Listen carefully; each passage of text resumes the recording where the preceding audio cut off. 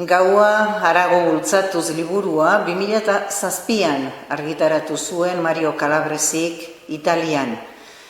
2023an argitaratu zen gazteleraz, eta ez dira 2 urte pasatu euskaraz argitaratu dugula.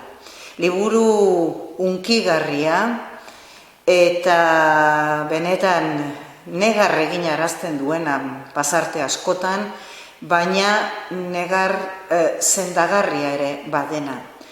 Kontatzen duen historia bere familiaren historia da, baina baita beste biktima askoren historia ere. Kontatua gorrotorik gabe, mendeku gogorik gabe, alderantziz pakearen bila. 2 gauza aipatuko nituzke nagusiki.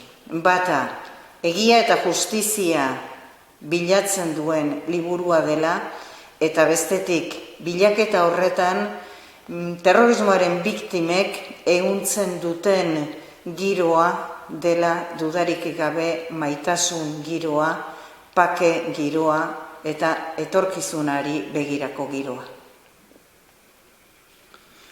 Nik erantziko nuke, liburu hau Italian atera zela, atera ziteken garaian bakarrik. Esan nahi dut, Italian terrorismoa bukatu zen 20 urte lehenago, eta 20 urte horietan, Italiako gizarteak aurrera egiteko, Mario Castandan bezala, garrantzitsua da, oso ezinbestekoa da, biktimen oroimena eta hotsa entzun alizatea.